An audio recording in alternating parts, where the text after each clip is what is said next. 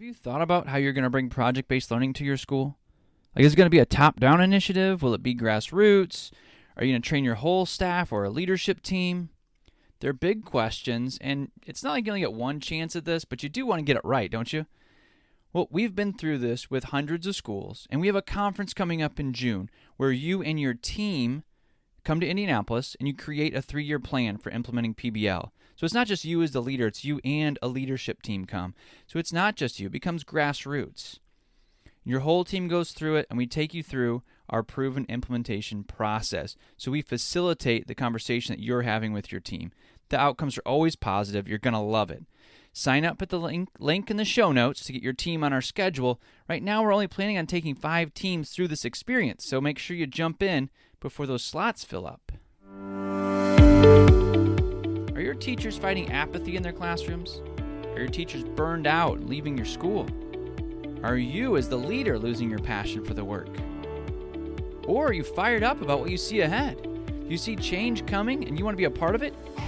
If you answered yes to any of these questions, you are in the right place. I'm Ryan Stoyer, and this is the PBL Simplified Podcast, dedicated to equipping you to be a visionary leader who's committed to self-development, collaboration, and changing education. You see, managing leaders are working to get through the day and the year with as little conflict as possible. But not you. You're a visionary leader who sees the change needed in education as a moral imperative, something that has to happen. You're not going to stop because someone's feelings might be hurt. You know it needs to happen, and you were made for a time such as this. I'm here to guide you down the path to fulfill your vision. Welcome, visionary leader.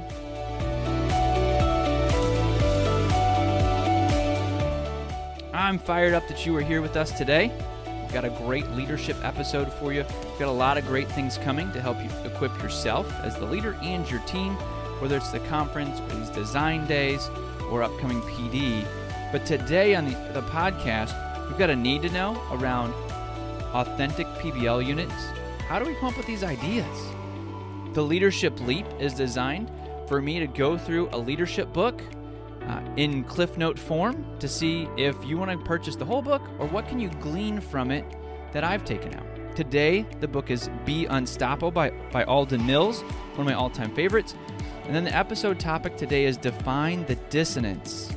You see, there's something wrong with education near you, and you can feel it. That's why you're in a leadership position. You want to make change. There's a lot of good things, but there's something that just doesn't quite match up. And we're going to try to help you define that today in the episode.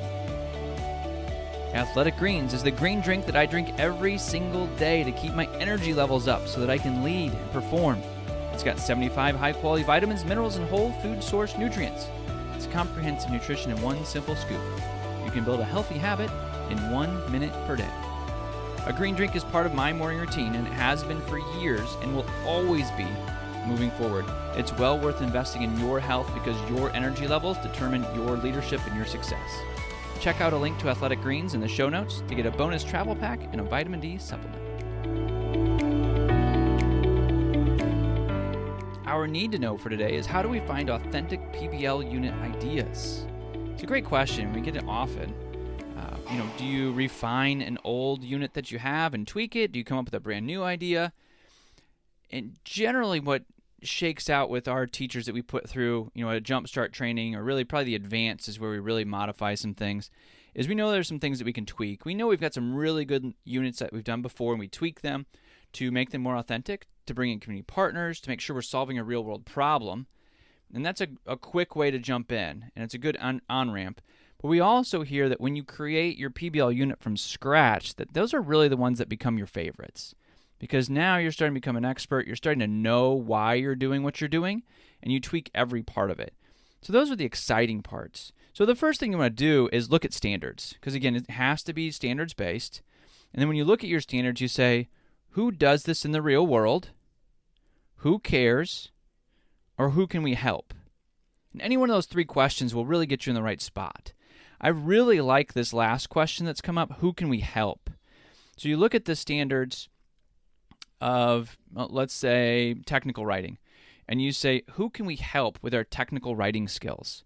And maybe you get together with the marketing or the computer class to say, how can we create some logos or some copywriting for a local nonprofit? So now you're going to be learning compound complex sentences, grammar, all these technical pieces, but instead of them just being awful, dry 4 weeks, it's like now there's a reason for them. Like you don't want to have bad grammar for the local, humane society. Like it'll make them look bad. So you want to have really great copy for them so that they can help more people in the community. So now there's a reason for all these grammatical pieces that you have to do, and there's more context for them. So you look at the standards first, and then you say, who does this in the real world? Who can we help? Who cares about this kind of stuff? And as the content teacher in the classroom, like you're the perfect bridge for this. Like you understand the standards. Now we're going to look at the real world through your standards-based eyes, and you can see all these problems, and your learners can help solve them. So you are the critical link content teacher in the classroom. So look at those standards. Who cares about them in the real world? And that's where we're going to start to find authentic PBL unit ideas. So I hope that helps you with this need to know. Our leadership leap for the day is the book called Be Unstoppable by Alden Mills. It's a family favorite in the Stoyer household. We listen to it from Audible on long trips, which happens often as we travel the country. So what we do is every other chapter is part of a parable. So Alden gives you this parable throughout as you learn. So if you're reading the book, after each chapter of the parable, he breaks down a business idea that I think you're going to love. The other part that I love about Be Unstoppable is that it's a process. And we all need some kind of process for our leadership to go through, for us to be able to communicate it to the people that we serve, but also for us to have integrity just in our lives of making forward progress. And I think Alden does this throughout. So the book's called Be Unstoppable, and here's some pieces that I love. Here's directly from the book. I was doing what I loved back in the SEALs days, and I had the confidence of knowing I could do anything I put my mind to. I want this book to capture those themes in a way my boys and everyone else who reads it will remember. I love that he's writing to his boys. Like, I love this idea of generational pieces. As leaders, we have great work to do ahead of us. We have transformational change happening in education, and some of us have families that we're leading too, and we need to do both. And I think Alden brings that in, and it's part of why I love this book. It's part of why I share it with my kids. But he also has some other quotes. This one he puts in here from Thoreau. Go confidently in the direction of your dreams. Live the life you've imagined. You've got to have some books on your shelf that just get you inspired, that get you fired up to dream big, go big, be inspired. It's what leaders do. This is one of the main tenets of Be Unstoppable, is that leaders take time to dream. And it's not taught in schools, but it's something that we need to be able to do. John Maxwell has a thinking chair, right? He goes into that chair just when he's going to think. He doesn't write there. That's his thinking chair. You need to have time, space in your day to dream and vision, because if you can't see it, you can't get your team there. Just not possible. So as you go through this naval fable, and you can see that Alden is a former SEAL, so it makes sense that he's going to have this naval piece. And basically every person has a boat, right? And then you can upgrade your boat. You can decide, where your boat goes. It's got an entrepreneurial theme throughout. But as I'm going to talk about in future leadership episodes, entrepreneur and intrapreneur are very closely related. And in school systems, we have a lot of intrapreneurs that are within a larger system doing really innovative things, and that's likely you. So I think you need to read some of these entrepreneurial books that are not necessarily on your education shelf. So here we go. Here is the framework that he has. It spells out You Persist, which is a long acronym, but you need to have something so you can explain your leadership to others. So he's got understand, plan, exercise. He's huge on exercise, which I love. I just did 10 push-ups before recording the podcast because of the work in this book, actually, is your energy levels need to match your vision. So exercise is a huge piece of that. If you're lacking energy, how are you going to give energy out? Then recognize, survey, improvise, seek, and team up. It's brilliant. I wondered how I was going to remember all 8 actions, said Tim. Remember, this is a parable, so if you like Patrick Lencioni books, this is going to be one for you. It tells a great story. Alden actually reads the book in the Audible form. He does all the different voices. He took courses to be able to do the voices well. So it's a really good listen as well as a good read. 2 limitations in life. Here's what Alden says. There's beauty in simplicity, my friend, Peter said. The code is simple. I've put it into a framework that's easy to remember. However, putting it to use will be up to you and you alone. I hope this paddle will serve as a constant reminder that you are limited by only 2 things in life: your ability to dream and the courage to pursue those dreams. What is your dream? Write it down, write it out. Mine is 51 by 51. I want to have 51% of schools using project-based learning by 2051. It's a big dream. Do I have the courage to follow it? We're going to find out over the next 30 years. But man, I do right now. It gets me fired up. And it gets those folks that I work with fired up as well. And of course, you know that I love the idea of dissecting your why and knowing your why. We talk about it with every PBL showcase, every guest that we have on the podcast. Here's what Alden says. When you come to understand your why, you will figure out your way. And once you do this, you will come to appreciate that we have only 2 limitations in life: our ability to dream and the courage to follow those dreams. So now you only have to do 2 things, right? Isn't that great? Like if you look at your to-do list, it's way too long. And these 2 things probably aren't on there, right? So what is your dream? And if you're not a dreamer, a visionary, it's a skill that you can build. There are books out there like Vivid Vision. Start looking for those. Even this one, Be Unstoppable. Alden will help you walk out your dream once you start realizing it's part of your job. As a leader in education, you need to be able to dream so you can show people where you're taking them. And then you have to have the courage to step up to the plate and do it. Now, are you perfectly prepared to do that right now? Of course not. And if you are, your dream isn't big enough.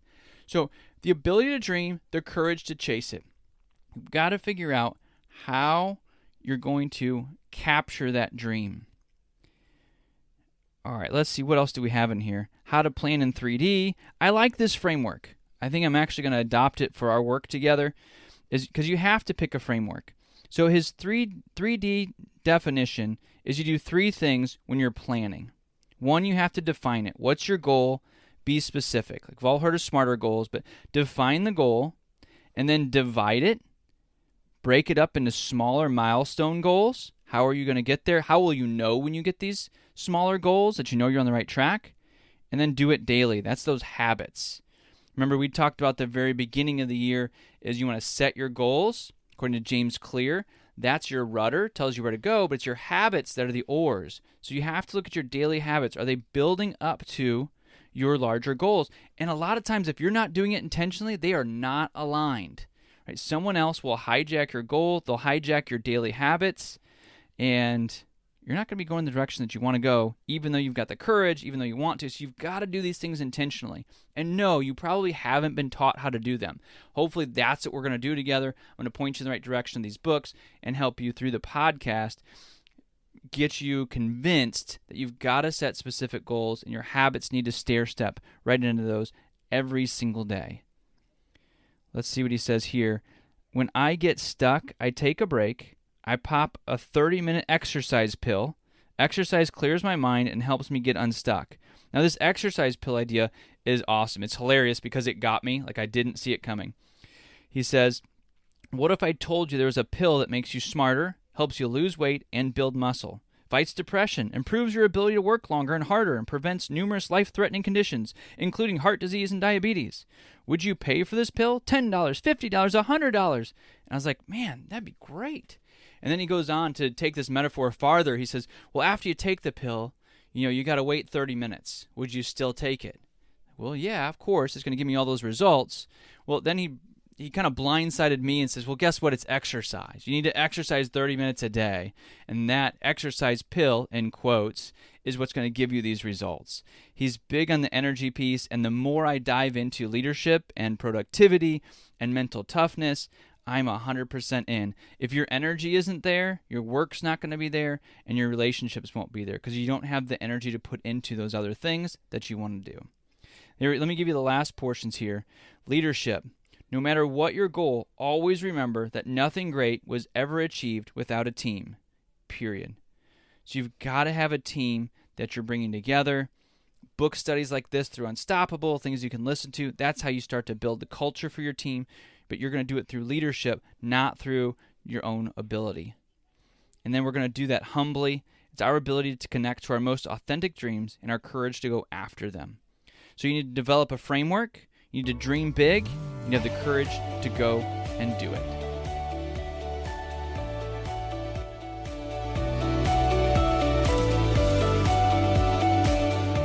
Our main episode for today lets us know that a visionary leader can define the dissonance in education using 3 questions. Now, what does it mean to define the dissonance? It means that there's just something a little bit off. Like, when I think of it, it's a music term for me. So in a music term, you can hear these chords, listen to them.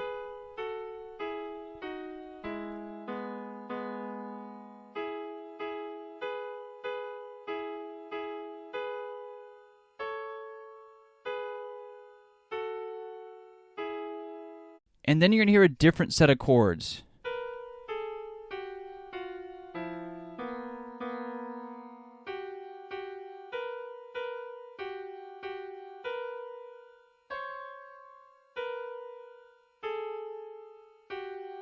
And I like this idea of dissonance because I am not a musically inclined person. Like, I like music, I listen to music, but I've tried to play the guitar. I don't quite have it down. I'm not sure I'm really going to take the time and to go after it. So it's not a natural ability for me. But I can hear the difference between those 2 sections of chords, can't you? Like, there's just something not quite right, and that's called dissonance. That's the official name for it.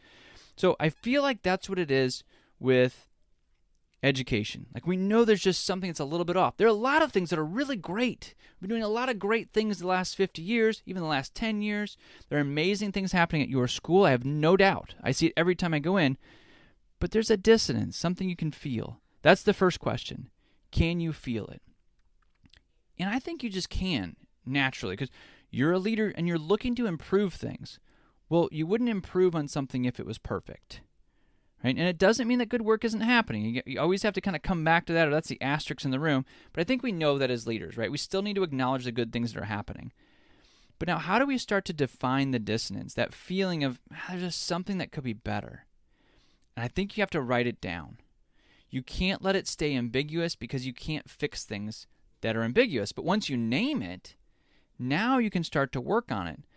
And until you name it, it's like the dissonance that we heard in the piano, right? It's like, it doesn't sound quite right, but you can't explain it to others. I can't explain the difference between those different chords that we heard, but I know something's not quite right. So you have to write it down and realize that your first written words are probably not going to be right, but they're going to get you closer. And you have to get closer to being able to define the dissonance, what's not quite right, so that you can start to go after it. The second question is, how can we fix the dissonance? Now, you first want to talk about is, who is we? So if we're talking about leaders looking to fix the dissonance, well, you're on the right path. Because the more you improve your leadership skills, the better you'll get at solving the dissonance, and the better you can bring in your team, right? We can launch a vision to lead teachers towards a bigger goal. As leaders, we can provide training. We can provide time for collaboration. You can support whatever this dissonance piece is. You can bring in a book study. There's lots of things you can do. First, you have to define it. And then as a leader, as you look to fix, start with yourself. Don't wait till you're perfect, though, right? Because we'll never be perfect. And then start to bring in some things that help to fix those pieces of dissonance. Now, one little asterisk here in the second question. How can we fix the dissonance? Sometimes, maybe not you as the leader, but maybe as a teacher, we get in the teacher's lounge and we start to blame learners for things. And yes, learners bring problems in. Like, that's 100% true. But you likely aren't going to fix a lot of those, right? Like, there are problems that are likely not going to be in your control. And sometimes, it'd be easier if the parents were involved. Then we could do more of these things. If they did the homework or they had prior knowledge, then I could really do my work. That's the dissonance. Well, I don't think so. Like, or at least I don't think it's helpful, right? I remember vividly when I was a young teacher, I was in the teacher's lounge, and one teacher just kept saying over and over, every year I have to teach these kids how to do these complex sentences. They just don't know how to do them. I can't figure it out. Why can't they? And I was like, yeah. And then, but later it was like, well, that's actually our standard in 8th grade to teach. Like, that's actually our job. They're not supposed to know that till they get to us. So you have to kind of see through some of those things to get to the actual answers and solutions to fix the dissonance. And maybe it's just my bent as somebody that loves professional development. I always work with the adults, and then I see the learners respond to the adults making change. So how can you fix the dissonance? That's number 2. The third question that you're going to ask is, how do you think we can solve the dissonance? I changed it just a little bit. How do you think we can solve the dissonance? You're going to ask your staff what the dissonance is. They can feel it in some form, right? They know that things aren't perfect. Like, they feel it for their specific area of responsibility. It'll start to get a little personal maybe. The English teacher's dissonance might be different than a science teacher's dissonance. But don't just let it turn into a complaint session, right? So have a protocol for that. Maybe it's a chalk talk. You'll really want to think through this idea, but this is kind of the next level, because then you're going to ask them for solutions. Right? So you're going to ask them for solutions to the dissonance that they see. And you might frame it as, what do you think are some of the root causes of issues in education? Maybe take it off of the personal piece. You might run some scenarios, but somehow get your staff involved in defining the dissonance so they can see the problem. So they're also looking for solutions along with you, right? Bring them onto the path. So you could do like a quick 2-question Google form or an exit ticket at a staff meeting, but give them a chance to speak into it. Let them know that you as the leader, you know there's a dissonance and you're looking for solutions and you want help with those things. And then as you do that, you're going to see some change. That's the first step, right? So the first step in this process is define the dissonance. That's your first step as a leader. Define the dissonance. And we're going to go through more of these steps. The first 3 are defining. We're going to define the dissonance. Next, we're going to define the ideal in the next leadership episode. And then we're going to define the path. So before you really tackle a problem, right, as you look at problem solving, the first thing you want to do is define the problem well. So that's what we're going to do. We're going to define the dissonance, we're going to define the ideal, and then we'll define the path in upcoming episodes. But next week, we have a PBL showcase. So we'll walk through a PBL unit with a teacher that created it. So you might want to get your teachers on board to start listening to these, especially it's the second Wednesday of every month. But it also gives you, as the leader, a bigger understanding of what PBL can look like and what some of the words that our teachers use in the classroom. And as we continue to do this over and over again, these are those skills that start to build up as a leader and in your team, and then you start to get some momentum and movement. It's going to be a great, great year, and I'm fired up about it because we're going to engage your learners, tackle boredom, and transform your classrooms. Go out and lead inspired. Thank you for listening to this episode of the PBL Simplified Podcast. Would you help us achieve our vision of 51 by 2051? One small step you can take to help us out is to leave a review of the PBL Simplified Podcast. Scroll down to the bottom of our show page, select a star rating, and leave a review. Your review helps others find this podcast. When you leave a review, the next visionary leader will see your words and join us. Thank you for leading inspired.